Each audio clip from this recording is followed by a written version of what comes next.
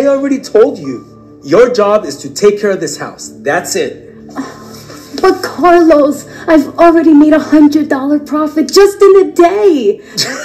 $100 in one day. I make that in 3 hours. But Carlos, this has always been my dream. All I've ever wanted is to have this. I can't believe how ungrateful you are. To be able to stay home and do nothing. If you were the breadwinner, I'd happily stay home and not complain the way you do. Well, how am I supposed to make money if I can't work? All I need is a month. Please, Carlos. Having a baking business has been all I've ever wanted. Just 1 month, Carlos. Please. We have a special day, special podcast, and it's my birthday today. So we have Jovanna Vidal. You might all know her from the Dhar Mann series, which we are so ecstatic to have her on. So amazing actress. She's a film, television actress. She's a host, producer, voiceover artist, and entrepreneur in Los Angeles. So nice to see you, Jovanna. You look lovely as always. Oh, so nice to see you, Chris. Thank you for that. And thank you for having me. I'm so excited. You're very welcome. Can you give everyone who isn't familiar with the Dhar Mann series, can you give everyone a little bit of background of who you are? Sure. So I am Jovanna Vidal. I loved your intro because it said so much of what I do here in Los Angeles. In LA, we can't just wear one hat. We got to wear lots of them. And so I do. I've dabbled in a lot of different facets of this industry that I love so much. I started out actually behind the camera as an advertiser. And so I went to school for international advertising. That is how I studied in London. And that's how I visited Dublin while I was backpacking Europe during my last year in school. And I loved advertising, like loved it. That's why I went to school. I wanted to create. And then I started getting audition tapes and I'm like, whoa, wait, that's how you get inside the box? Like, that's how you get inside the TV? Like, it was like a new concept because, you know, we didn't have Google and YouTube when I was in school. You couldn't just search it, right? So I decided to kind of, you know, take the leap. And I initially moved to Miami to start pursuing my acting career. And I thought that my Spanish would come in handy, but my Spanish is accented and it's not the preferred accent on TV. So I ended up dancing and I started dancing professionally, became a samba dancer. And this was after I did my corporate gig. So, you know, I kind of just changed gears and I did the same when I moved to LA. So that's me. I'm someone who jumps in, figures it out, gets knocked around and gets back up. And I'm like, guys, we could do it. Exactly. So and you work, yes. And you work right through to a resolution. I do. I try. That's the goal, right? A win-win-win Yes. is what I call it. Yes.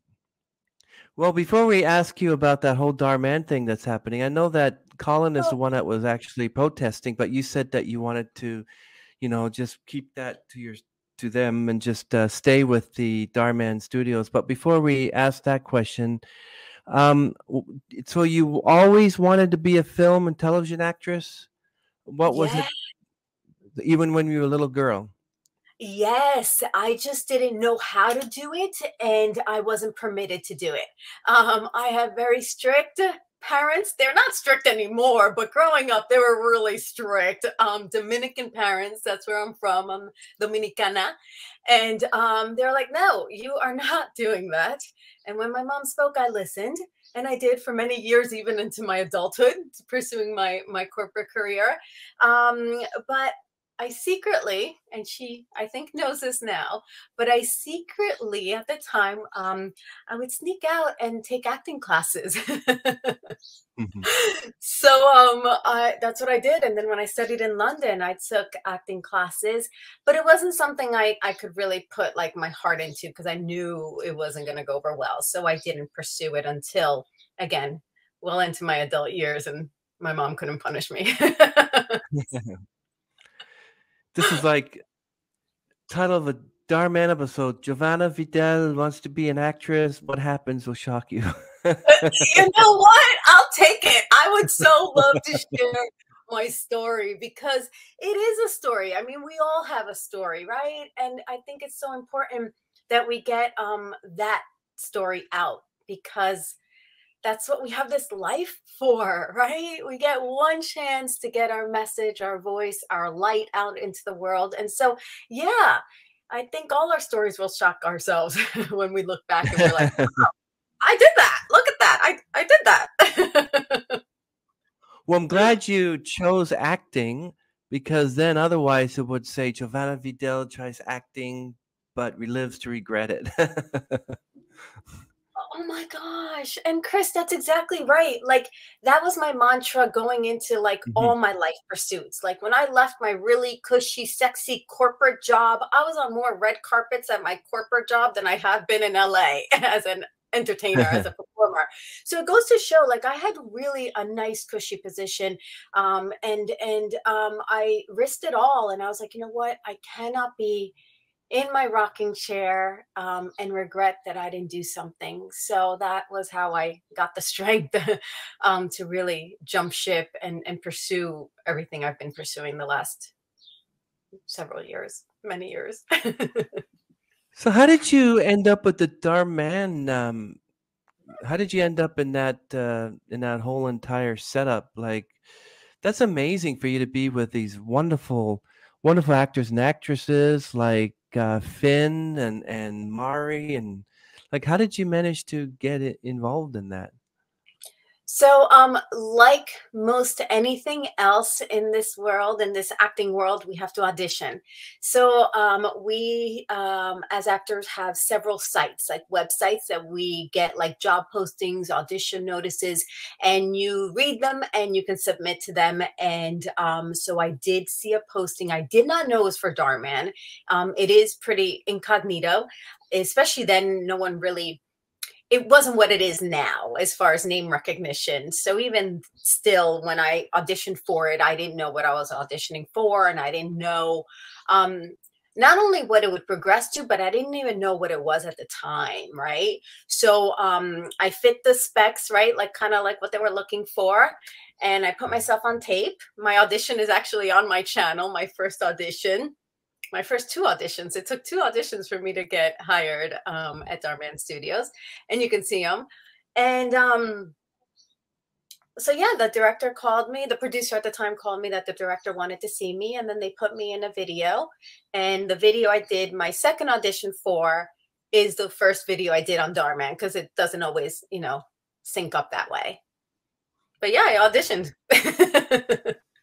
Is there a member of the cast that you never got along with, but you were forced to work with, or do you try to get along with every member of the cast, like Catherine? And I am gonna say, and this is truth. This is truth.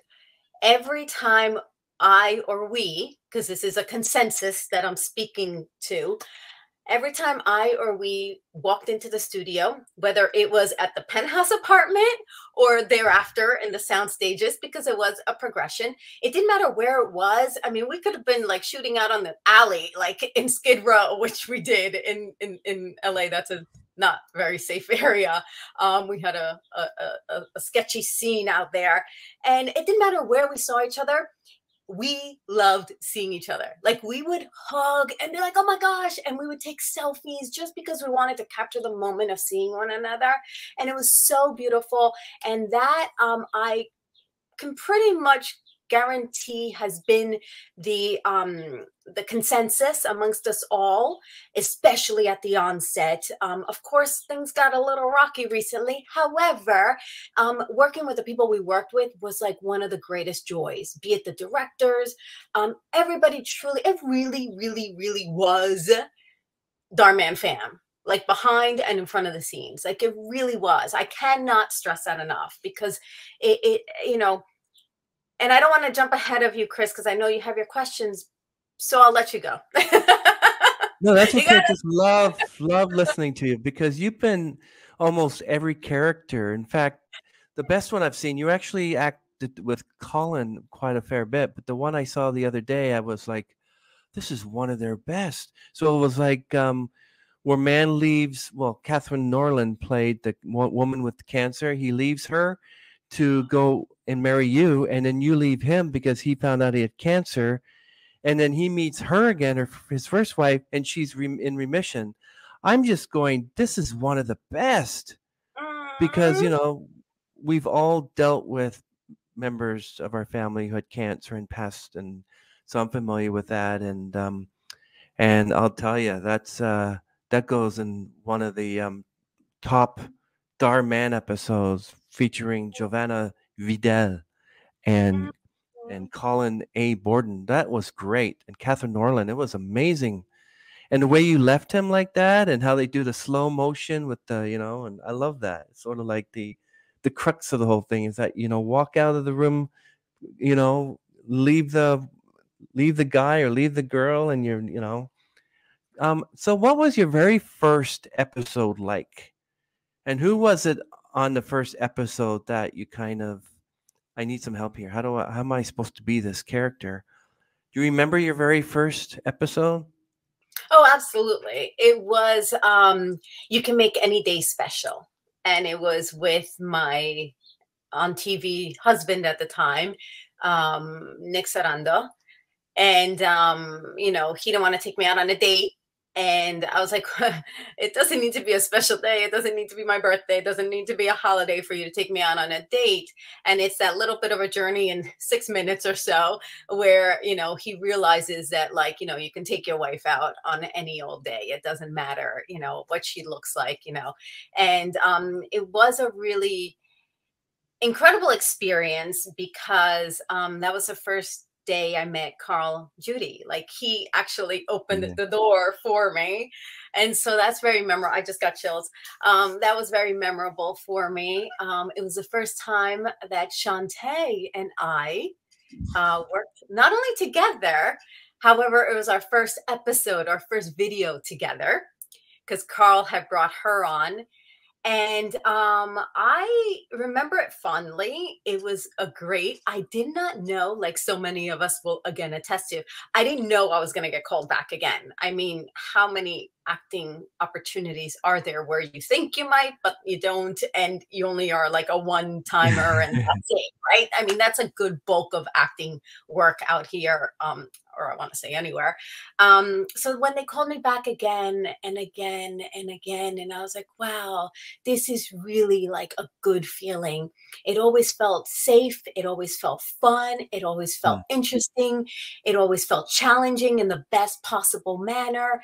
It always felt like a place I wanted to be. And like, I think I can attest to this too. Whenever you would see, like, now that, we're on the roster of actors, you get an email like, acting opportunity, Dhar Mann Studios.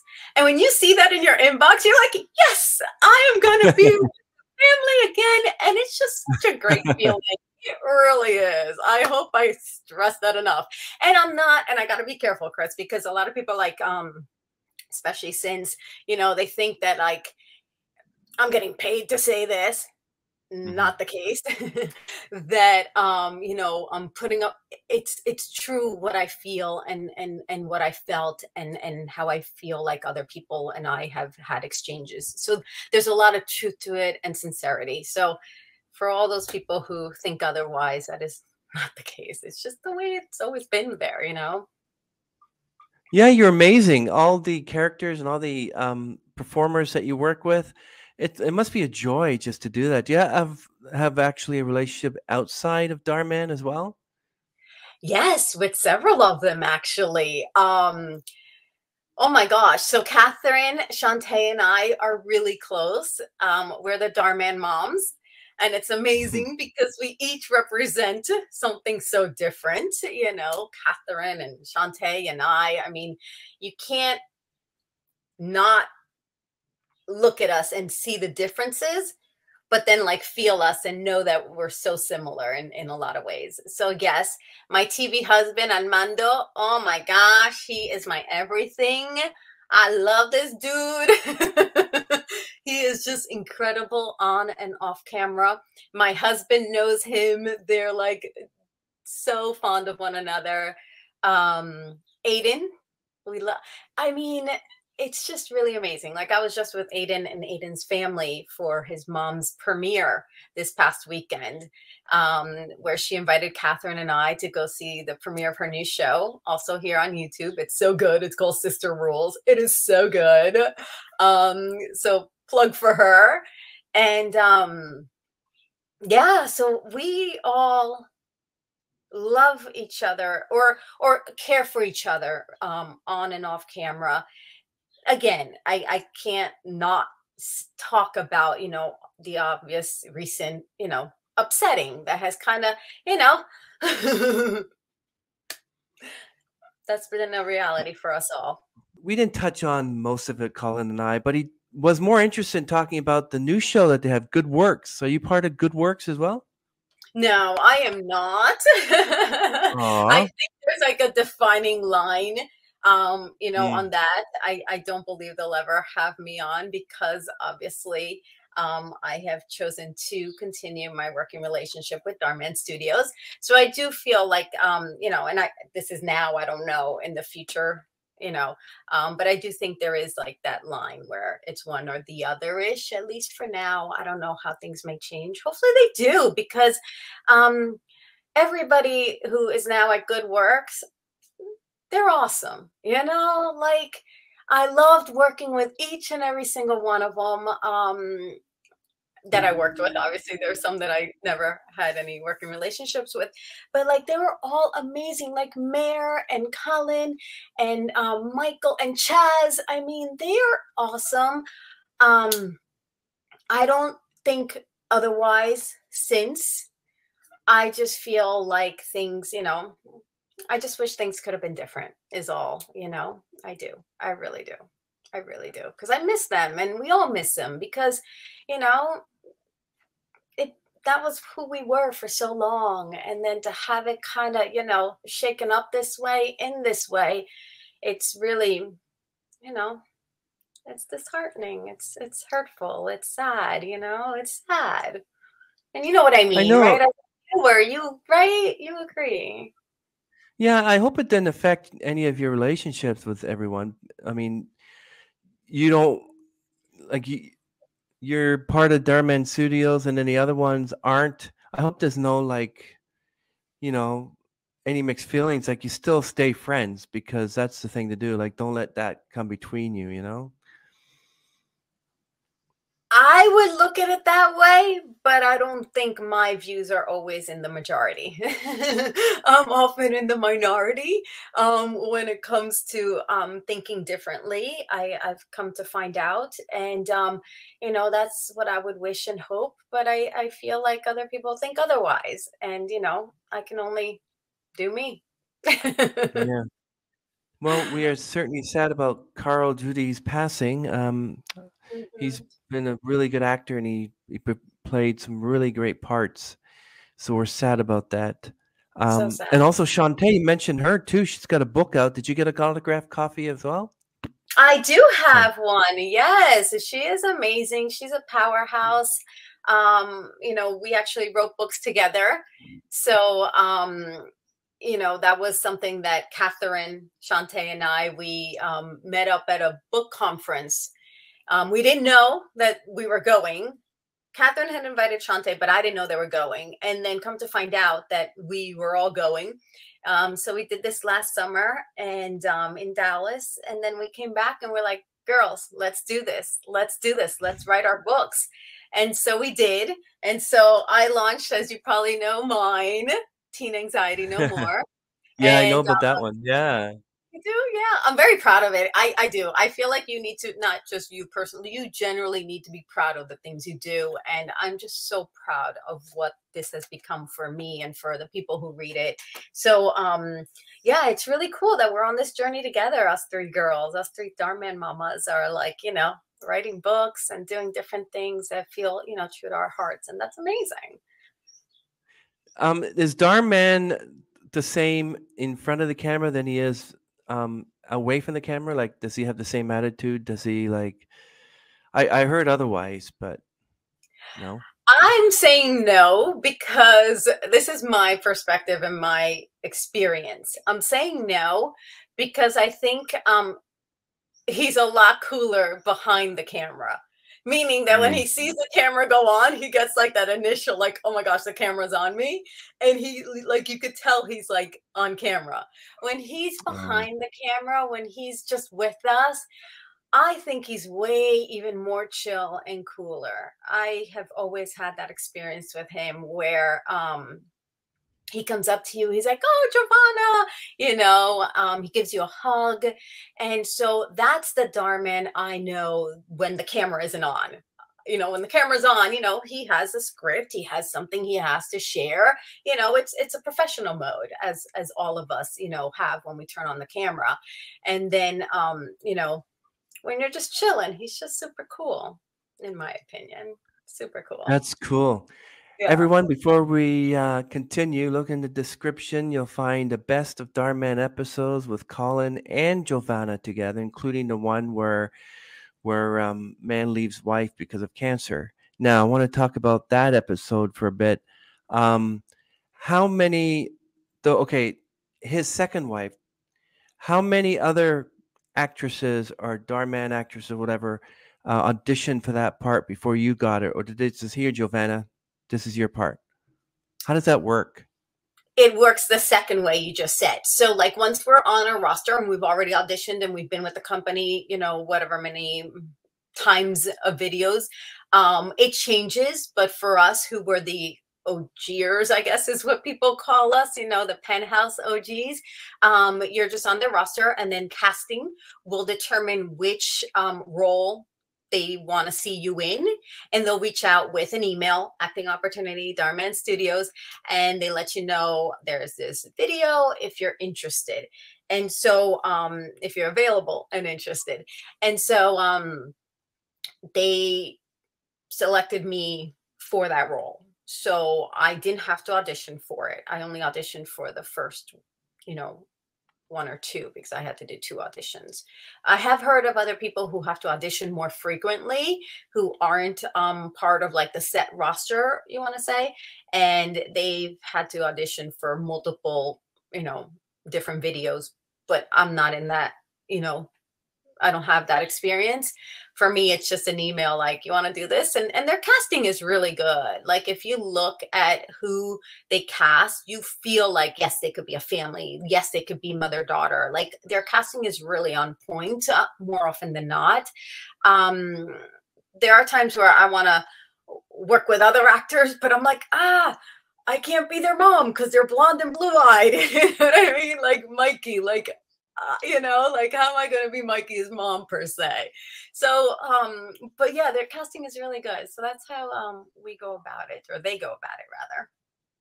Did you ever miss an opportunity to be in one of the Dhar Mann episodes? Oh, yeah. Saying no because there was a conflict? Yeah.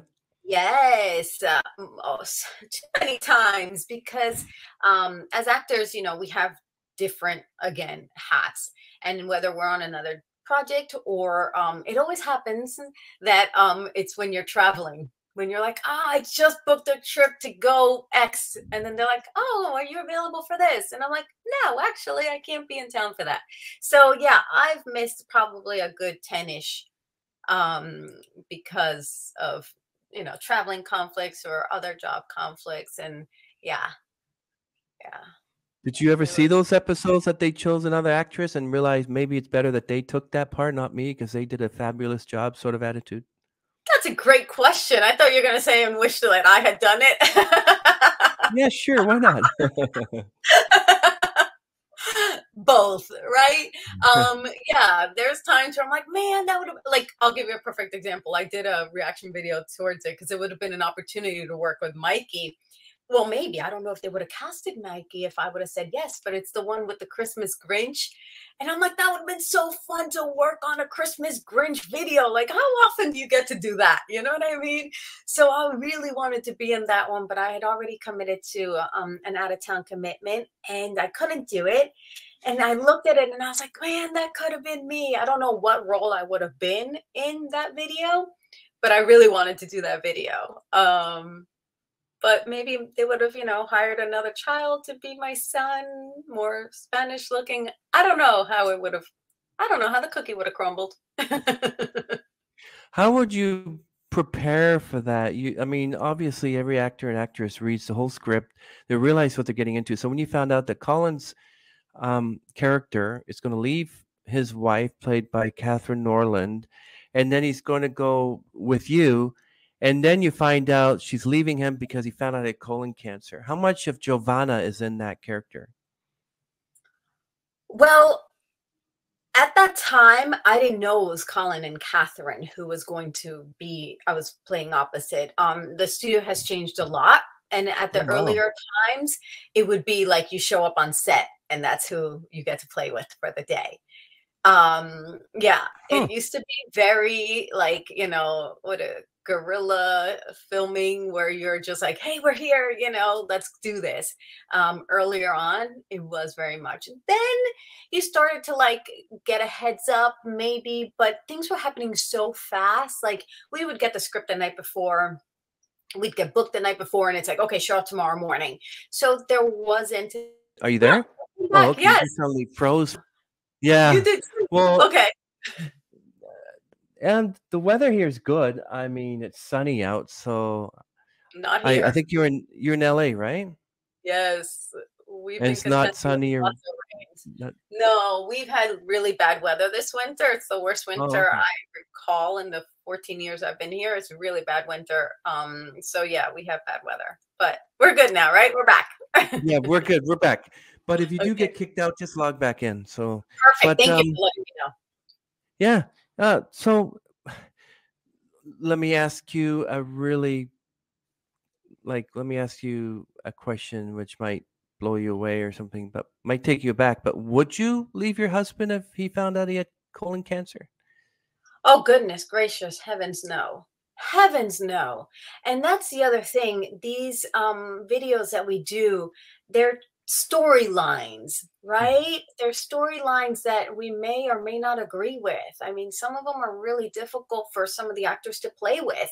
You know, I there know. are some times where you need to be a bully, and that's so not your personality, or you've been bullied and you're like, I'm so sorry I have to bully you. I know what it feels like to be bullied. I would never want to bully you, you know? And there's this understanding amongst actors that it's like, we understand that's what's on paper and that's what's expected. I apologize. I mean, I haven't been a mean person often on Dhar Mann, but I apologize to my fellow actors. Like I had one recently where it was a little girl and it was her first video and I had to be like the evil mom to her.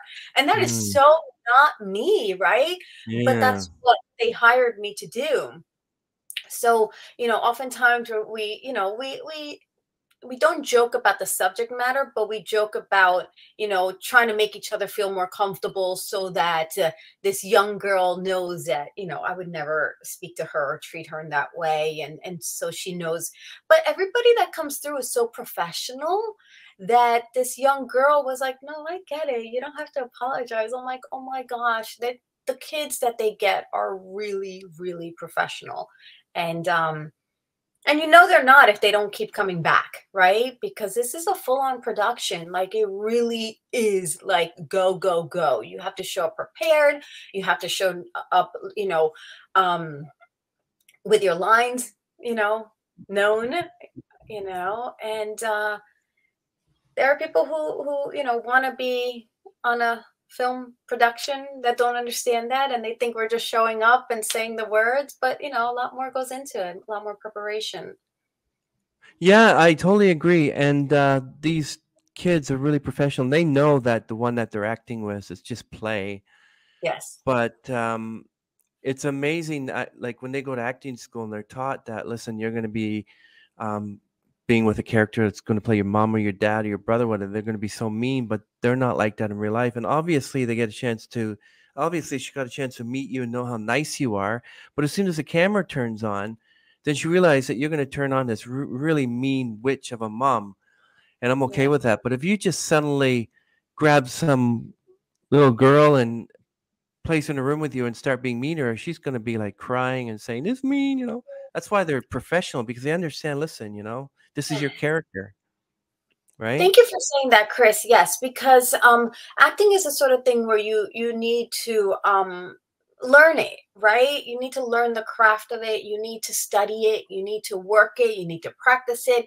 It's like any instrument, our body, our face, our voice, that is our instrument. So we actors are constantly in class. There's a different requirement for, you know, younger actors where they depend more on their natural talent versus, you know, more like a studious type of discipline. But we have that understanding that, you know, this is our opportunity to play make believe, and it's our opportunity to be professional and to understand that there is, you know, that boundary. And the actors who I kid you not, the actors at Dhar Mann, young or old or everything in between, everyone is really such a professional. That has been my experience. And like I said, if it's someone that, you know, isn't professional and they do things unprofessionally and it's been brought to their attention, then yeah, they are no longer with the studio. And when I've heard of different instances, it's justifiable, you know. And it's like any organization, if you're unprofessional on set or off set, you are not asked to come back. And that's, you know, the rule of working in, you know, a professional field. Are you the same character in every one of those episodes, or you play a totally different? Like, I mean, the mean mom to the little girl, you're not the same character when you play another mean character in another episode. You put yourself into the role, but you're a totally different character. Yes, yes. Thank you for bringing that up, Chris. That's amazing. So yes, we as actors, you know, I've been in over 50 Dhar Mann videos at this point. I don't have an exact number because the IMDb is not accurate because they didn't start giving us IMDb credits until well into, you know, a little bit of us, you know, filming. So I don't have an accurate count. None of us do. And yes, as actors, we want to always try to play with our character a little bit so that it seems a little different. So I don't want to be the same cupcake mom in this one as the cupcake mom business owner in that one. Like I try to change it up a little because I do get a lot of cupcake videos. Yes, I want to talk about that episode too. The one where you were that mean boss lady, the donut shop you work with, that actress was really Yes, good at what she did. That point that Tatiana. you, Yes, she is. yeah, Yes, that she you is. hated her so much, you removed the apron and said, "You know what?" And then you just walked away. I'm going to work with Jenny. You know, that I saw that one 3-4 times because that was some amazing, amazing story, amazing video. And the woman that played the mean boss was excellent. She's so good. And yeah, your character was excellent. And it's amazing you just put yourself in every role, which is absolutely stunning. I want to ask you about Bizarre Murders, Detective Laura. Like, Ah! tell me about that one. Yes, wow. That seems like eons ago, right? I mean, just the last few years seems 2018, like eons pre-pandemic. ago. Yeah, You know, it's like um the last few years have really shaken up our sense of timing. I know. It was really awesome to have that opportunity. It was in a, you know what I kind of describe it? In a little sound stage, probably like an eighth of the size of Dhar Mann Studios. But when I walked in there, I was like, oh, this is so cool. There's so many different sets. This is so cool. And it was probably my first or second time in that kind of a setting where it wasn't at a home or it wasn't on location. It was kind of like just one house, you know, one housed place with different sets, right? So I just remember being like so in awe with it, and it was super cool. And unlike Dhar Mann videos, typically I would book like the detective, the lawyer, the corporate woman. You know, it's in Dhar Mann where I usually book the mom or the lower income, you know, poor woman, you know. And I find it really interesting because outside of Dhar Mann, those are roles I never would have even like probably been considered for.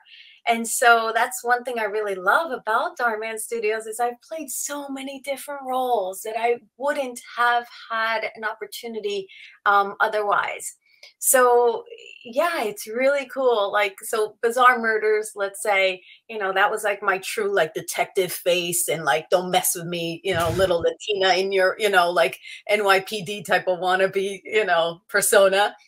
And then you get Dhar Mann Moms where I'm like, living in a car with my daughter. And it's just, I love having that spectrum of work now.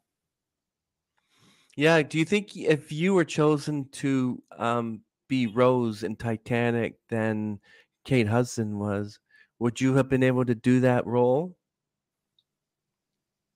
Wow. Just the thought of it is like humbling and such an honor. I'm like, whoa, what a fantastic question, Chris. That's awesome. Would I have been able to have done that role? I'm going to say, oh, wow, it's Kate Winslet. Man, it's hard to say, you know what? I would have stepped into it. I would have stepped into it and probably been a little bit more like Spanish, but I love period pieces. So, Chris, that's the aspect I would have loved. I would have loved, and I think as a Latina, I don't really get seen for more period. And even though that's not period, but it is, there's costuming, there's a different era. And I don't know if the way I look kind of makes it a little bit more challenging for someone to see me in that role, because maybe I wouldn't have been in that role in reality at that time. So it's just now that I think with diversity, people are trying to like change it up a little bit. And, like, I don't know if you saw on at the Oscars this Sunday where they premiered the new Little Mermaid, Disney's new Little Mermaid, right? Yeah. And it's like, wow, who would have thunk that this beautiful African-American woman or young lady would have played Ariel, right? Like, this is now. Yeah. It's a sign of now, but it's not like what was per se. So it's just interesting to now. So in answer to your question, yes, I would love to be Rose on the Titanic. Yeah, there would be no problem with that. But there's even that Showboat musical. You can't do that, sort of like taboo, because how it has to deal with, the African Americans in the cotton fields, and it's sort of like a racist musical. So it's funny how things change to the point like Dhar Mann does a lot of things about races and when you get an actor or actress, like, there's no racism, but when you're filming like black man gets thrown out of store for color of her skin, whatever, and that actor has to be racist, how do they do it? How could they come up to you and say, listen, you're going to be racist because you're going to be working with a black woman, and what you have to do is you have to push her out of the office because she doesn't belong there. How are you going to do that part? It's not you at all. It's a fantastic question, Chris. I agree with you. I have not had to play any role that has had that kind of like venom in them, towards a race, towards a nationality or an ethnicity, especially in the culture we're in right now, where, we want more inclusion. We want more opportunities for everybody.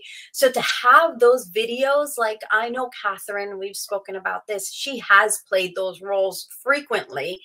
And she tells me, like, aside that she's like an incredible actress and she's amazing at everything she does, she has shared with me how challenging it's been to receive the mail, the DMs and the messages, like, why don't you like so-and-so just because of the, so like, people really do believe sometimes that we are our characters, and it couldn't be further from the truth. Like, Catherine is like so not that persona. However, she did such a great job that she made you believe she was, right? Yes. And that is the goal of us putting our work out there, like to have you feel something, to have you think different, to have you see, a different perspective. And it's not easy. Sometimes we got to go to some really deep, ugly places as actors that like most people are trying to avoid. They're like, no, I don't want to think about, and we have to like go there. Oh, and we have to do it with a camera in our face. Oh, and we have to do it on cue. Oh, and if an airplane comes by, hold that tear, save that tear. Don't let that tear come out until the plane goes by. Like, it's like that, you know? Oh, wow. Yeah, Colin Hmm. told me about the rigors of just filming, being a director, being an editor, being an actor. Mentioned some of the Dhar Mann videos he was in, and yeah, you just gotta. If they give you a character, you have to be a racist character. You have to turn the racism on, and it would be Yeah. hard for me. Like if I were an actor, there are like 3 characters I would not want to play: a serial killer, because you're afraid that people are going to know. Hey, look, there's Chris. He's a serial killer. He's a serial killer. Yeah, in that movie I saw, Oh, or sexual deviant. Or asked another actor when he played a lot of rapists and stuff. And yeah. how do you do that and not take the racist person or the rapist or the serial killer home to your family when all they see is that my going to school and say my dad's an actor and he played a serial killer in the movie? People are going to say your dad's a serial killer. Ooh, like how it's method acting is just a really whole thing in its own. But It truly is, and that's a fantastic point. And I think also, as actors, we get to choose what we're willing to do and not do. So because we own our instrument, we will make, decisions based on what feels right to me, my values. There are actors who take on those challenges because they are well equipped and they can, and they're trained and they're skilled, and they're okay with that potential repercussion of being seen that way. We see them all the time in horror films and in, really big thrillers or whatever. There are actors who are willing to go there. And then there are actors where, you make a decision, I am not going to do this. It goes against my values. It goes against who I am as a person. And I choose not to do that. And yeah, I have some very strict parameters as to what I am willing to do and not do on camera, as we all should, right? Based on what feels good. And as a woman, you have to take that into consideration at the onset of your career. You got to be very clear what lines you're going to draw, because if anybody crosses that line, you got to be able to be like, nope, I didn't get hired for that. Nope, we didn't agree to that. Nope, I'm not going to do that. Because as women, it's a fine line on many levels, on different levels as men in different ways. And so you have to be okay with what you're signing up for. Or if not, you decline it. Thank you, but I'm not feeling this is right for me at this time. I hope I get to work with you on something else in the future, right? So it's a matter of staying true to your integrity and to your heart and to what feels right to you as a human, as an artist. yeah, I was told by some others say that take everything, because if you say no too many times, they're not going to come to you when a big role comes up. So, oh, Jovanna, she always says no. Let's get, and then it ends up being a hit. And in your career, it's like, oh, why did I do that? Um, like for instance, okay, so when they hand you a script and they say, okay, Jovanna, you're okay. For instance, Bizarre Murders, Detective Laura, or in Evil Things, Dr. Sanchez. Did they say, okay, you're Dr. Sanchez? I don't know if you remember playing Dr. Sanchez in Evil Things, but they say, okay, this is Dr. Sanchez. Can you this is oh, okay. So I guess I was going to ask you if they tell you how Dr. Sanchez should be, or do you just say, okay, Jovanna, just Dr. Sanchez, how is she like? What is she like? How does she live her life? How does she act? Like for any Great role you take. Great question, Chris. And this gets into like why we're in class and why we study so much, because these are things you learn, right? It's breaking down the script. It's understanding what your character might be like, what she does, who she is. And these are things depending on your level of depending on the amount of time you have also, because sometimes you get scripts very quickly. But depending on how deep you want to go into it, you prepare this, and this is essentially what you prepare for the audition, right? So before you even get the full script, you'll get 1, 2, 3 pages, depending, could be 10 pages, depending on what the casting director gives you. And they will have you prepare. And you bring in the Dr. Sanchez that you think is on the paper, right? And that's how you audition, right? And then they select you. Hopefully, not always the case, but let's just assume here. And then when you get to set, you've obviously been given the full script, or the script for that episode. That won't give you the full script if it's a full show. It's just that one episode. But then you come in with how you see this character, and then the day of, you have like a sometimes before you have a table read, but that goes into details. But you have a rehearsal opportunity just to have the director hear you, how you're saying what you're saying and what you're bringing forth. And then that becomes a collaboration. Well, Jovanna, I saw her being a little bit more timid of a doctor. Oh, okay, let's go play with that, So it becomes more of like a dialogue. And depending, again, what level you're in as an actor, right? If you're on the lower end of an actor, you got to come in with what you did in your audition, because that's all they have time to do and all they have time to work with. If you're a more seasoned actor and guest star, series regular, or the lead, then it becomes a collaboration. So it depends. There's so many varying aspects. And now with things happening so quickly, it's not like theater where you have weeks and weeks, sometimes months to rehearse. It's very different. Film TV happens fast. Like, it's fast. It's intense. It's really intense. And that's what we love it, So the character is fun to create. That's, you got to love creating your characters. Okay, so Dhar Mann Studios, they have another script called, so you're in this one, it's called Rich Woman Wrecks Husband's Car and Lives to Regret It. How long does it take you to prepare and audition, well, not audition, but perform, prepare, practice before they say, okay, lights, camera, action? Like, how long does it take to do a 10-minute episode? Oh, 10 minutes. We'll do it in like 2-3 days. Oh, wow. Yeah. When we first started, if we get 20 pages, we'll do that in 4 or 5 days. When we first started at the Penthouse, we would do each episode in one night, essentially. We would do it overnight oftentimes.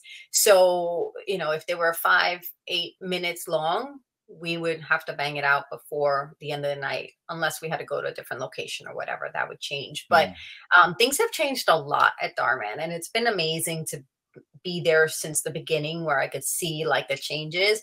So yeah, 2-3 days ish, probably 2 for 10 minutes, I want to say. And as far as preparation, I read it when I first get it, just to like start thinking about who I want to be, how I want to dress her, my hair, because I try to change my hair for each one, right? And then I'll get the call sheet the night before, the day before, and then I'll know which scene I'm in and which is filming the next day. So then I'll go back to that scene and prepare that scene for the next day so that it's fresh for me. And then sometimes we'll do, more likely 2 scenes in one day. So I'll prepare those too. And then when we get to the studios, we have, again, the rehearsal read, and then we have a blocking read, or blocking rehearsal, and that's for our movements, so that like the camera can follow us and make sure that we're in the right light, and that we're all kind of walking and it's flowing, because sometimes you like get on there and it's like, oh sorry, like you have to like block this all out. Just because it looks like we're walking from the stove to the sink, that has to be blocked out. Like, you would think it's like, okay, I walk there. No, you have to stand right here, right there, right there. So that's called a blocking rehearsal for camera. And so you have a good opportunity to get it in you by time, an actual action is put out there. And, you're tweaking along the way too, because the lights change, the sun different. It's a constantly moving target, getting the video done for the day, because a lot of things come up that like anything can derail the best efforts. Yeah. Well, I know Dhar Mann Studios is also Live Glam, and I know that he's married to that they actually did a story on Dhar Mann about how she got in Live Glam. He's not there all the time during filming? Because what if there was what he doesn't see all the videos, because if he saw it and he said, well, I didn't like their performance, would he ask you to go back and redo it? Or does he like, yeah, I like it, even if it's really bad? I like it. Let's do it. I like it. Let's post it. Is he like that? Don't know, because that's like behind the scenes, like that's information I'm not privy to as an actor, right? I think there have been episodes where we shot them and they weren't put out because the sound quality wasn't good, because the video quality was, so it could be a number of things. And this was earlier on. I was so proud of this one episode we did, and it got scratched. And so they recast it with,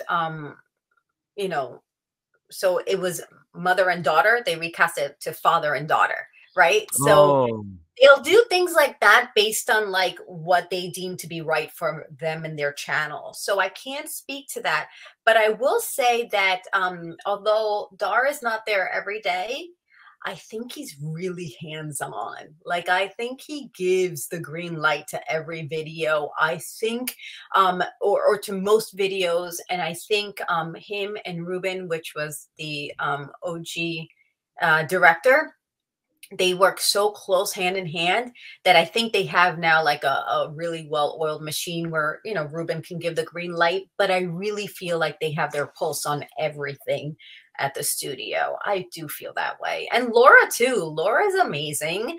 I was actually in that video where it showed the first day that they got, that they met because of her. She went in a wedding dress, right? Something like that. Is that the one you're talking about? Something where, well, the point is that she is really hands-on, especially with I think like the studio and how it looks and its aesthetics, and she's really, really, really smart. And I think they make such an incredible team, obviously. And she's really, truly nice, like really, truly kind. Like, it's really impressive how sweet she is in person. Yeah, a lot of the actors, and well, of course, including yourself, are really talented, and they really put themselves into the part. And you're thinking, is that the way they are in real life? And if people think, or they get like texts or private message saying, why didn't you like this person, like you mentioned before, or whatever, they don't realize that, listen, if you go to another episode, the woman who hated her boyfriend or was so rude to the waitress plays this really, really nice sweetheart in another video that you absolutely love. So, like, it's acting. Why do you think they're like that in real life? How do you feel like when you were Raquel and God and Salsa? Oh, how did wow. you how did you know that Raquel would be like that? Did they say, okay, Jovanna, Raquel is this, make sure she's like this? Or did they just say, okay, be Raquel, and then if they just said, oh, no, Raquel is like this, Raquel's like that? Again, it was both. I brought in what I envisioned Raquel to be like into the audition. And that project is so dear and near to my heart. I loved working on God and Salsa. It was such a passion project for me because of the message. And the message is very much about, mental health and, teen suicide. And it's a really hard-hitting, important message, especially given the times. And I was really proud. I am very proud of that film. And I'll never forget, I auditioned for that in 2018. And it was just released in 22. Like, literally, it was a long process. And I had the extreme privilege to read, meaning I auditioned with the producer, director, writer, Jess Thomas. He was my my scene partner in the audition, which you never really get. You get a reader, and the reader does that. They're like, teen anxiety, no more. And that's what readers often do in auditions. So you have to imagine that they're giving you emotion, that they're giving you feelings. it was amazing to read with Jess Thomas, the writer director, because he gave me so much emotion. And so like together we melded right in the audition, and it was a beautiful like connective opportunity between him and I. And I felt really good with that audition. And then I had to dance salsa in the audition. And remember, I told you I was a professional dancer. So I did not think I had to worry about dancing salsa. But little did I realize that this movie required professional, like ballroom salsa dancing, not like street fun festival dancing, which is what I dance. And so I made a mess in my dance audition. That was the worst audition ever. And I wrote them an email apologizing. I was like, I'm so sorry. I'm not used to dancing salsa that way. But the movie is the story of me learning to dance salsa. So thankfully for me, they overlooked the fact that I couldn't dance ballroom salsa. And then they gave me lessons. And I really went through the process and learned to dance professional salsa.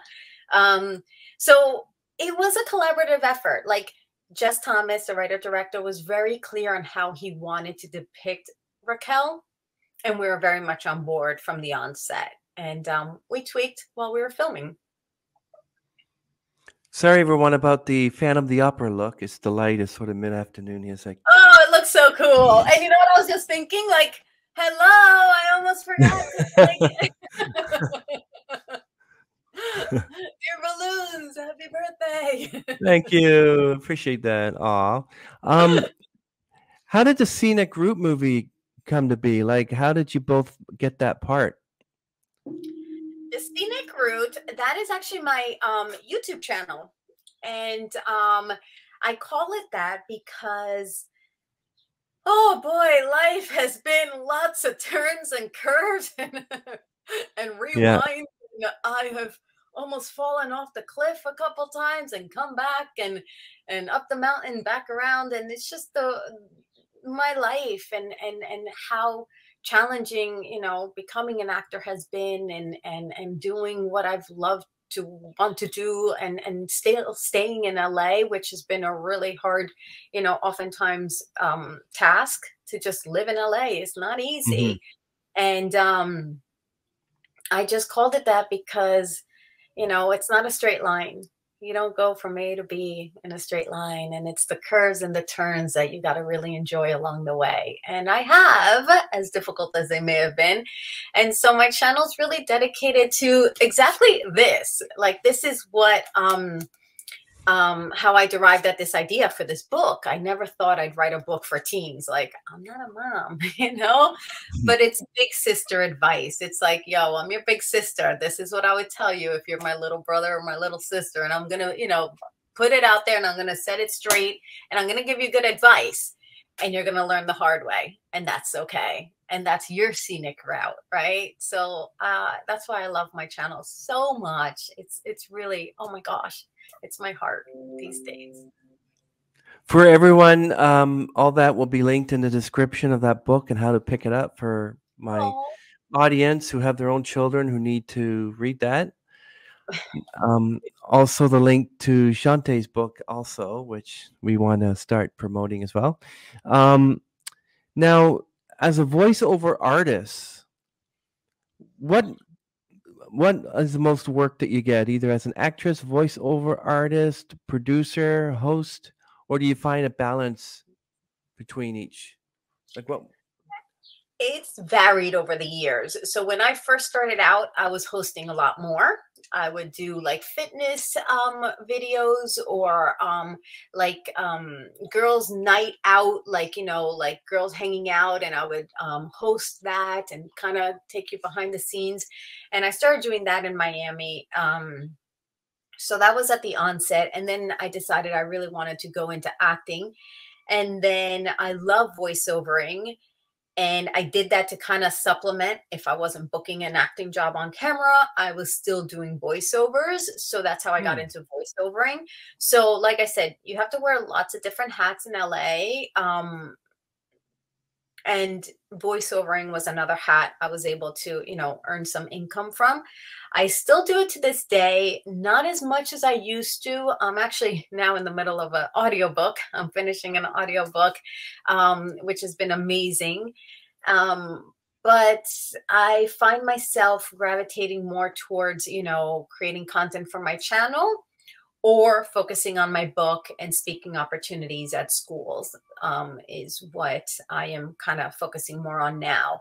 So the on-camera stuff is always amazing. I love it, true to my heart. And then really getting into working with the kids, the teens. I call them my younglings, because that is somewhere that, having been bullied myself and having had, such difficult years growing up, I really want to be that reminder to our teens, like, I promise you it gets better. Just hold on and get through it, and you're going to see how worth it it's going to be. It might seem difficult right now, but man, is it worth it. And again, that coupled with my God and Salsa film is really my mission to really help teens through some really difficult years that they have.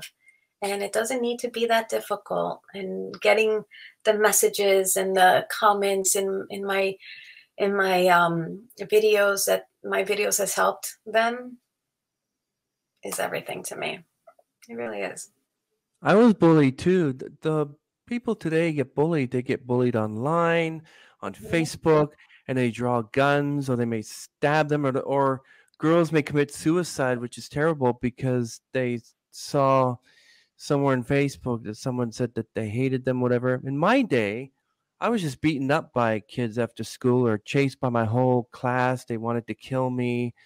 And we didn't have any of the social network. Our social network were just two-way radios, and we used pen and paper, not iPad. So it was totally different. But I became friends with a lot of these bullies over the years. And even today, I'm friends with them too. But I never say, every time we're out for lunch, hey, remember that day when you kind of like punched me in the stomach? Why did you do that? I just forgave everyone. I said, hey, how's it going? We do reminisce. We don't talk about the bad days. We just talk about other things. But That's I can beautiful. understand. Yeah, that's beautiful that you've had that opportunity to kind of reconcile with them and to now have a friendly relationship with them. I haven't done that because I've moved so many times. I'm so nowhere near my hometown that I've never seen them again.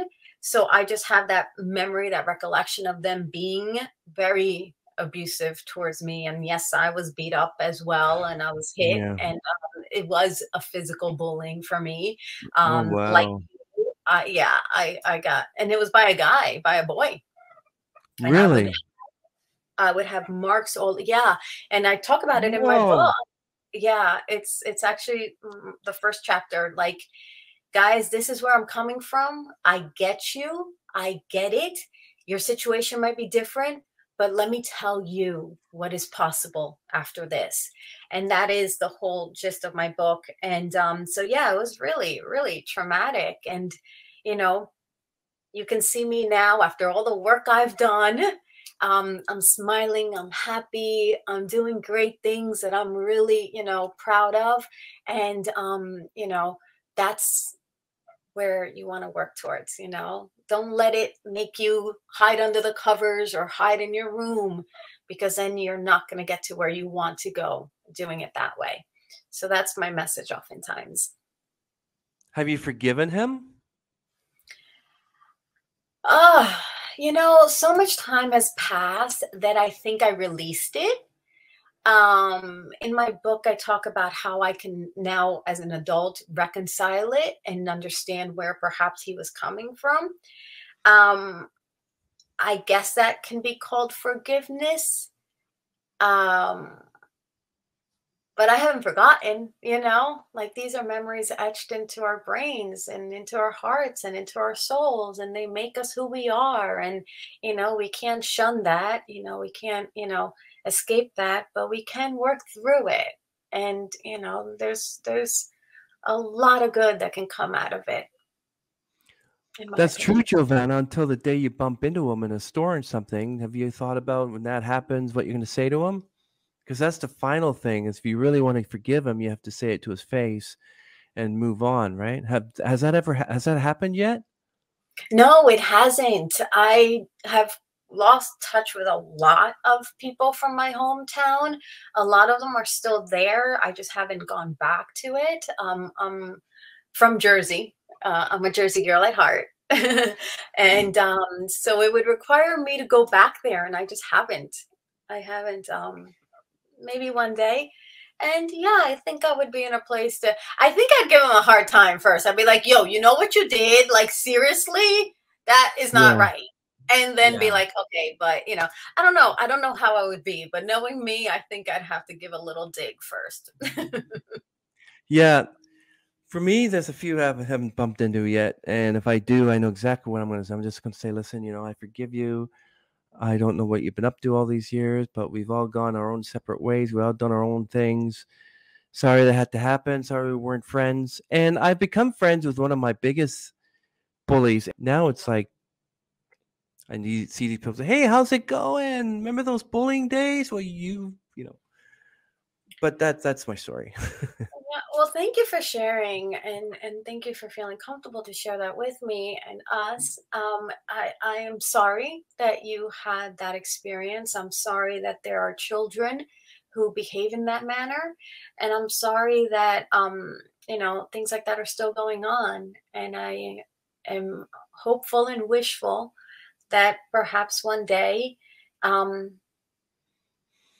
not as many of us will have these stories. I don't know if we can completely eradicate bullying, but what I love about what I do is that there's an opportunity to perhaps reduce it. And that's why I love working with Dhar Mann Studios, because this platform has offered so many, not just opportunities, but like options, to do that. And I think it's important, and that's why obviously I still want to work with Dhar Mann Studios, because the platform is something that connects with me and who I want to be in this world. Yeah, I always connect with the characters in these such and such bullies and regrets, or Mm. such and such bullies the wrong homeless person and regrets it, or something like that, or what happens will shock you, whatever. I always connect with them because I was bullied, as you know, and sometimes I'm like, they really bully like that? Because I'm like, if they should turn my bullying into an episode, I want to see my Dhar Mann episode with my story on there, and because everyone has their own different stories, everyone was bullied differently, and with me, it'll be probably the worst Dhar Mann episode ever, because I everyone has a story, but my story was like, I'm walking home. One of the guys rides his bike, gets off of his bike, comes up to me, punches me in the stomach, gets on his bike, and rolls away. And I'm going like, ugh, ugh. And then I walk home and don't even say anything when I walk in the house. I just have my mom's cookies, whatever. Mm. I wasn't as vocal as I was, but I did have lunch with someone who said, when I told him about those days, he said, I'm very sorry that I didn't protect you. I'm so sorry that happened. I guess he was afraid of them too, because many of them were bigger than he was, and you know, and some are homeless people themselves. And I was friends with one, and then I was threatened that I'm going to get such and such after you. I'm like, oh, you mean my friend? That's interesting. So what is that? You're a friend's friend is or my enemy's friend is my friend, or something like that. So My anyway, enemy's friend is my friend. My what enemy, is it? my enemy's enemy is my friend. That makes sense, That's it. right? Yeah, I think Yeah, that's the one. I've Yeah. never heard it, but that makes sense. My enemy's enemy is my friend. That is interesting. I've never heard that, but that's good. That's good. But yeah, because it's so like you're all connected 3 degrees of Kevin Bacon. So it's like finding out that the guy that was going to be torturing me and punching me and being my bully, and the guy said, well, I'm going to get such and such after you. I'm like, oh, really? Yeah, you better be careful because he's big and tough. And I'm like, sure. And then I go up to him and say, hey, did you know that somebody threatened that you would come after me. You know? So it's kind of funny, but I'm glad that it ended after high school, and I don't really have uh, anybody who's a bully back then. I just say, hey, how's it going? What Good for how, you. what happened after high school? I had a few high school on my podcast. One was a musician. I had him on my Oh, podcast recently. oh So wow. we were able to talk about our high school and our teachers and stuff. So it's nice to be able to catch up. But Yeah, everyone's that's bullied once in a while, you know. Um, I, th- unfortunately perhaps so. I think I'm taking a little bit of more of your time here. Can you just can I ask you just a couple more questions? Absolutely. I'm having so much fun chatting with you on your birthday, Chris. Happy birthday. Yay! Bring the cake. No, just kidding. Yay! Yay! All right. So I'm kind of wondering, what's the Center for Language of the Face? What is that all about? Oh, Chris, you are good. You are finding all these little things that I'm like, I'm Yeah, loving because when these I interview, eyes. I do research. Wow, I'm impressed. I'm loving that you're asking these questions because you're really touching on things that have been really important to me in my life. So, the Center for the Language of the Face was one of the greatest acting classes, life classes I've ever taken. And I found it early on in my acting career here in Los Angeles when I moved here. And this is all centered around micro expressions and macro expressions, right? So our face is what is predominantly on the camera when we are doing our job, right? Like you Yeah. see our face, right? And it's so important that your face is in alignment with your feelings and with what the character is looking to express, right? And so Yeah. often it's not in alignment. So I already shared, I'm from Jersey, strict Dominican background. I was not in alignment with my face. So you may not think or believe this right now, Chris, but it's true. I have pictures as a baby where this is true. But I Really? always looked angry. Even as a baby, I looked like I wanted to kick your booty. Like I looked like a mean Really? little girl. I did. Because I have this like really pronounced furrow brow. And it's the New York in me. Like, don't mess with me. And that's probably why I always got the detective roles. Because I have that like little bit of like angst, right? Um, well, I had to work to unwind that because not all characters are angry. Not all characters have this like inner angst, right? On the contrary, most of my characters, especially at Dhar Mann, have been more gentle and kinder and more, Mhm. caring and warm. And that's what I get booked as now. But if I told you when I first got to LA, I always looked like you didn't want to talk to me. I was not approachable at all. So Hmm. through the Center of the Language of the Face, I learned how emotions feel because I, as a New Yorker, always felt anger or and I learned how to express them on my face. And it's this really intricate process that teaches you to open up your instruments so that you can express all the emotions, not just one or two, right? That are true to you, right? As a man growing up as a boy, it would be like, don't cry. You can't cry in public, right? It's like they teach you these things.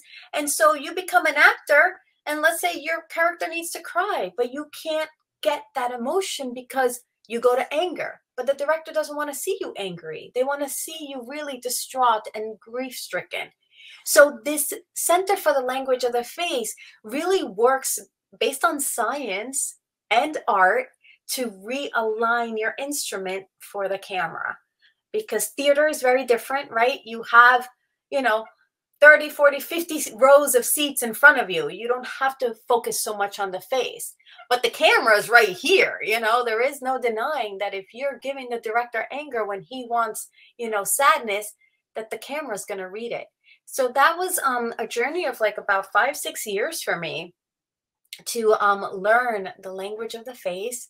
And there were just such memorable years in my career where, I learned a lot.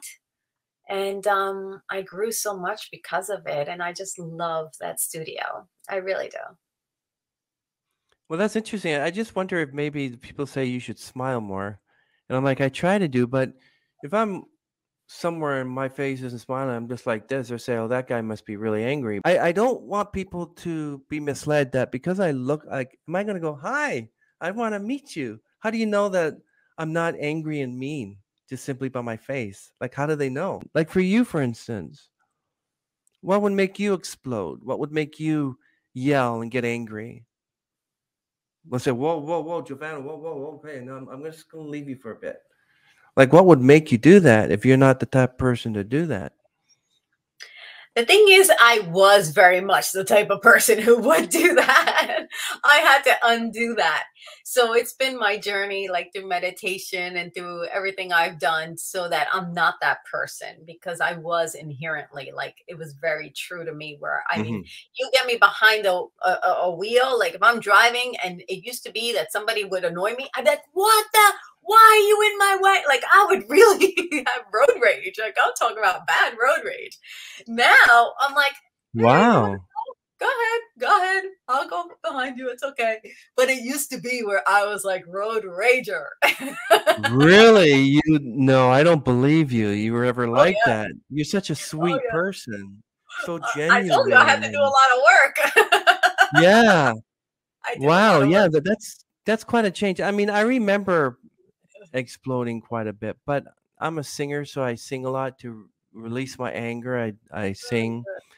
But I've never literally, like, except when I was a kid, where I would just toss things around and throw things at the wall because you have a temper tantrum. But like, it's too stressful. That causes heart attacks, strokes.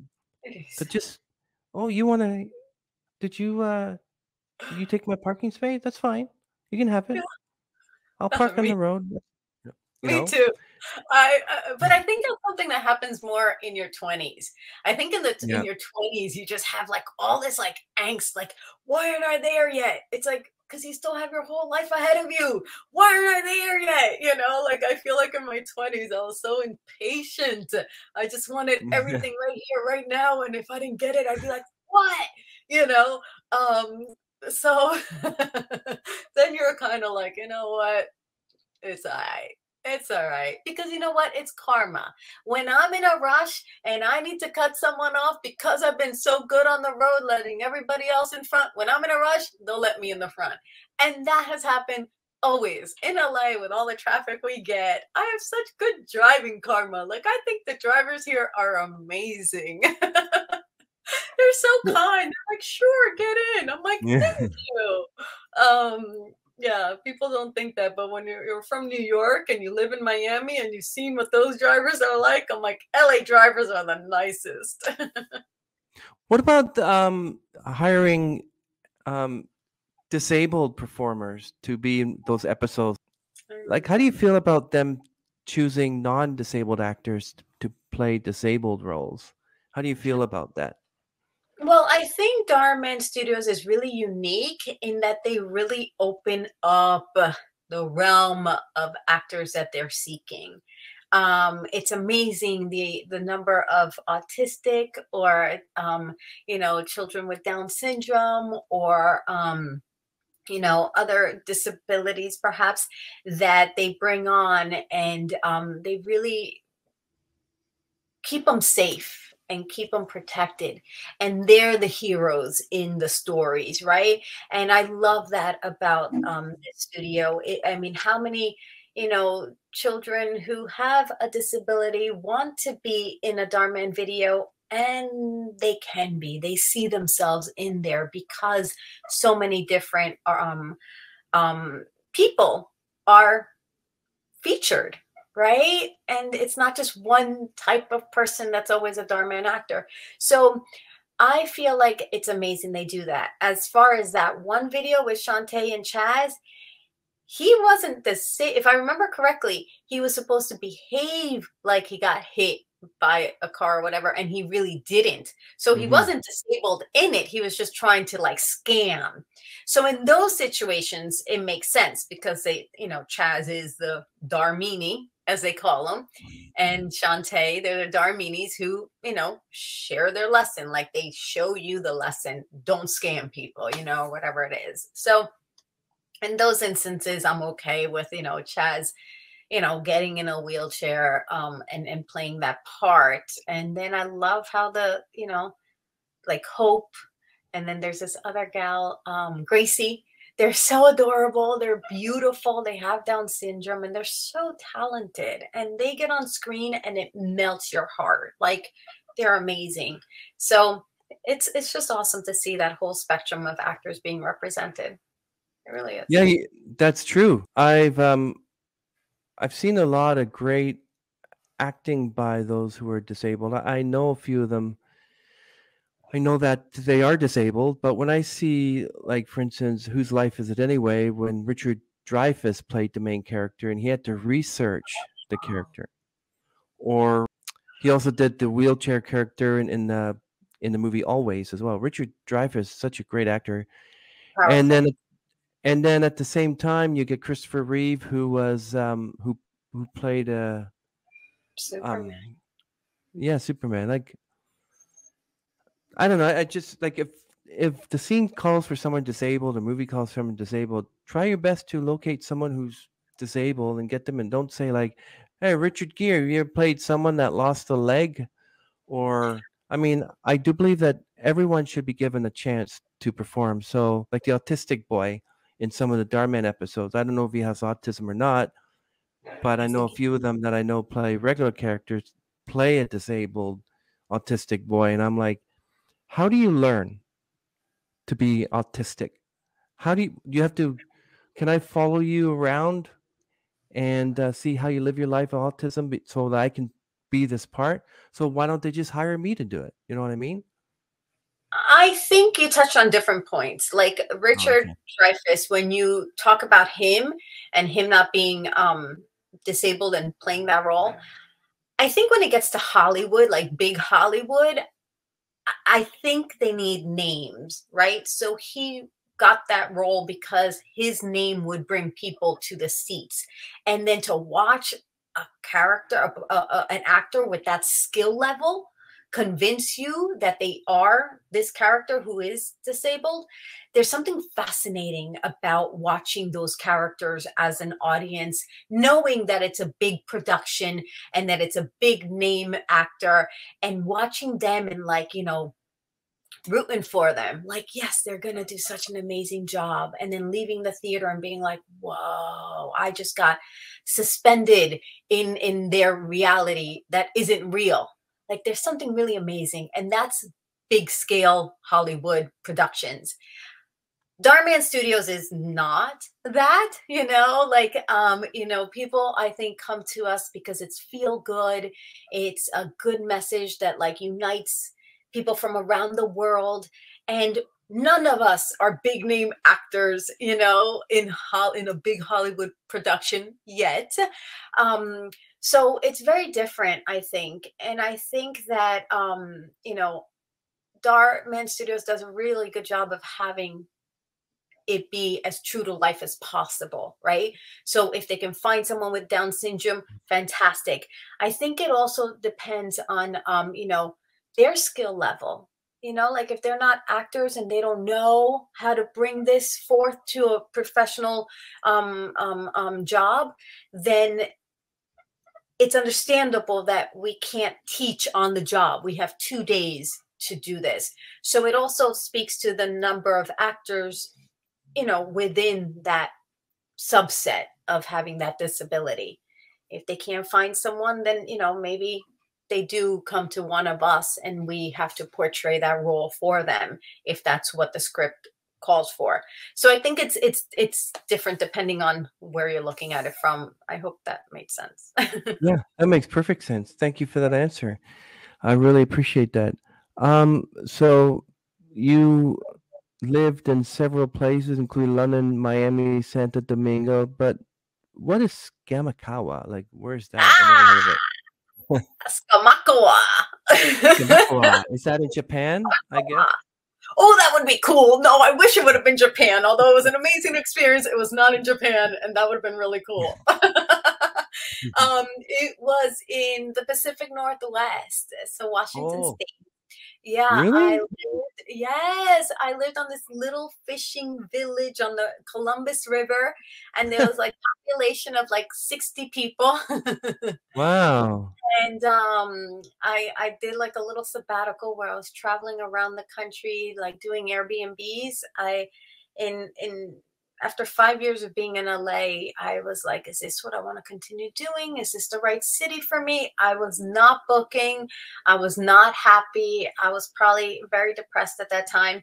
And I was like, I want to travel the country and see if LA is still a city I want to stay in. Because at that time, New Orleans was a big production hotspot. Atlanta was up and coming. There was Seattle. So I was going to different markets to see if another acting community would welcome me. And if I would have better luck in another city, maybe a smaller city. And so, yeah, I lived in Hilton Head, South Carolina. I lived in New Orleans. I lived in Skamakawe. And it was just amazing. It was an amazing experience to just get out of LA. And then ultimately, after the 6 months, I came back and I've been in LA since. It was like, no, LA is my place. Why did you lived in London, then Miami, and then Santo Domingo, New Orleans, Gamacao? Why did you live in all these places? Why not just settle down in one place? I don't know. I love to travel. Like I always wanted to be like a travel blogger or a travel host, like Brooke Burke on Wild on E. I don't know if you remember that show. I always wanted to have her job. And I just wanted to travel all over the world. And that was my way, right? So I lived in London while I was still in school. So I studied abroad. And then I went to like 18 different countries. I backpack all around Europe. Santo Domingo is Dominican Republic. That's where, my family's from. So my parents retired there for a few years. So I lived there just because I was a child still. I already shared my little sabbatical to try to see if there was another acting community for me. And then Miami was my first hop out of New York. So I thought, again, I could pursue acting in Miami, but it wasn't the city for me to do that. I kind of got not stuck, but I kind of just became a dancer and there weren't acting roles for me. And I also didn't have the training. So hence when I came to LA and I started training at the Center for the Language of the Face, that's when things started to gel for me as an actor. But prior to that, I was living my life in Miami. What song came to me? Living La Vida Loca. Yeah. Living La Vida Loca in Miami. That's what I was doing. It was fun. I loved my years, but man, did it set me back, I think, living in Miami before coming to LA. It did. Yeah, I go to Turks and Caicos once a year, and apparently Miami is only a 1 hour flight, and so many of those who go to Turks and Caicos, as we discussed, I think you said you went there once. That Miami people, a lot of people from Miami fly to Turks. It's only an hour flight. Now from here, Toronto, it's a 3 hour flight. Oh, that's not bad. But it's a really nice little tropical place. And I was there in 2019, of course, and because of the pandemic, but hopefully I can go back in May or June of this year. And I'm there for you leave on a Sunday and you come back on a Sunday. So basically the flight is on a Sunday. And it's 90 degrees. You can spend all day, 24 hours a day in the ocean there. Enjoy it. It's beautiful. It's gorgeous. So yes. I was thinking, my husband and I, we got married during the pandemic. And so we had a small wedding, but we never got to honeymoon because everything was so wacky. So we finally want to do our honeymoon. And I've been looking at places where we can go, where not just budgets are suitable, but really timing. So coming from LA, I don't know what it is, but to get to the Caribbean, there'll be like a 10-hour flight to get there, 10-hour travel to get there. But everything coming back is like 20, 30 hours. Wow, on one plane. Yes. So we can't even, because when you brought up Turks and Caicos, I was like, oh, Turks and Caicos, that's a great idea. But the return flight with the time difference and all the flights, I'm like, I can't justify going on a honeymoon for 5 days and taking 30 hours to come back. So then I'm like, well, we might as well go to, Italy, or we might as well go somewhere, like Australia, where it warrants the travel time. But we just can't make it work. So we're trying to figure out our honeymoon. But yes, Turks and Caicos is amazing. The sand and the water is stunning. And I can't wait to go back. You're so lucky that you can make it there and back so quickly. I'm so jealous. You should try to think about doing that, because I know from here to Holland is an 8-hour flight. Yeah. From the East Coast, y'all have access to everything and everywhere. And the international airports are so robust, right? Like there were 2 flights leaving one of the islands. It's like you either catch it at like 6 a.m. It's like the hours just weren't working. But yeah, you say you're in Toronto. Is that what it is? Toronto, yeah. I love Toronto. Not in the winters, but it's amazing. Okay. Yeah, well, you won't want the winter either. I'm glad it's leaving us. Yeah, your winters are brutal, I would imagine. But yeah. Canada's amazing. I love Canada. I want to go to Vancouver. That was the other city I was thinking of going to for an acting, hub. Yeah. That I was considering. I love Canada. I love Canada. They film a lot of movies and episodes and series and TV here, actually. Yes. What was it that I loved? That one, the one with Meghan Markle. What was the one? Suits. Oh, Suits. I love that show. Yeah, they filmed that one there. Yeah. Yeah.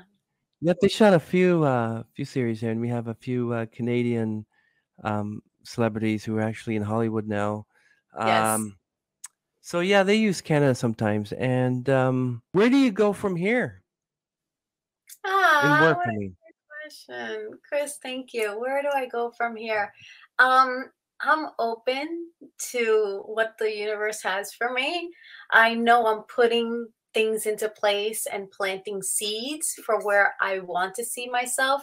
And it goes back to, I'm sorry, I gotta keep showing it because it goes back to this. Like it really does. This is what a huge focus of me for the time being, and for the foreseeable future is speaking to teens and getting to schools and writing more books. This was such an incredible process for me. I can't wait to write my next one. I already have like my next 5 ones laid out because it was such an enjoyable process. So writing and speaking and still being on camera, because that's what I love, and my channel. So like I said, I open myself up to what the universe wants from me and where they want to put me, and I welcome it. And if Hollywood wants to call with a big budget film, hey, Titanic 2, Rose, I'll be your little sister, your Dominican little sister. Okay, maybe we're the same age, sister, but whatever. I'm following in your steps. Well, in the words of Captain James T. Kirk, you can do anything you want. Yes, I love that. We need to constantly be reminded because it's true, and we can't let our own brain make us think otherwise. I'm thinking that when I post this episode, my thumbnail is gonna say something like actress gets invited to a podcast, the end is shocking. That's what I'm thinking of doing. with Jovanna Vidal. And see people go, wow. So much. She talks so much, it shocks you. Yeah. It doesn't shock my following. Yeah. My following's like, oh my gosh, I can talk. I sometimes Oh yeah. You made this enjoyable. I really appreciate it. I think I'm asking you too many questions. But yeah. Fun. Really fun, Chris. Thank you. Thank you very much. I really appreciate that. Yeah, you ask such great questions. You really do. And I love that you make me relive my life. It's really amazing. I'm loving it. So thank you. Oh yeah. I mean, like, I mean, I like asking the deep questions. I think everything we said was amazing. I think people are going to enjoy this episode because I certainly did. I love talking to you. I'm so glad that I was able to spend my birthday with the most excellent, talented actress from Dhar Mann. Oh, thank you. And can you hold that book up again? And let's do another promotion. So ready? Go ahead. Wait, hold on. Let me find the other ones. Oh, here they are. Here we go. Hold on. Here we go. Here we go. Dhar Mann goes crazy on a podcast. We celebrate your birthday. Hey, I appreciate that. Everyone, Jovanna's book, and lift it up again. Teen Anxiety No More is available on Amazon and all other places, and get that one. And Amazon, #1 bestseller. So my first book out of the gates became a #1 bestseller, and I just love that parents and kids read it together, and they make it like a uniting, an opportunity to unite. And I love that. It's amazing when I hear that from parents. It's really cool. Yeah, I'm so glad that I hope everyone else follows suit at Dhar Mann and they write their books as well. You know, if it's for you, it's for you. It's the sort of thing where you gotta want to write it. I always did want to write a book ever since I was little. Not everyone has that ambition or that goal or that desire.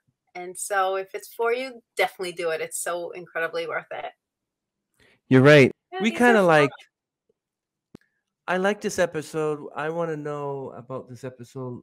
Can you get them on the podcast? And then they will reach out and then it's like, how about Jovanna? Will she say yes? Oh, she said yes. Yeah. Well, you know what? I love opportunities to talk with someone, as you could tell. I do. And then I love being asked questions. Like the fact that you're curious about me, it's just so cool. Like it makes me happy to talk about. And if it helps someone, right? If someone's like getting into acting and they're like, oh, that's what an audition process is, or that's what creating a character is like if it helps someone, that's amazing, and that's why I love doing these. It gives me an opportunity to kind of, reach out to new people who might benefit from something I may say, or something you may say, or something that may come up, spontaneously. And that is really rewarding to me. I love that.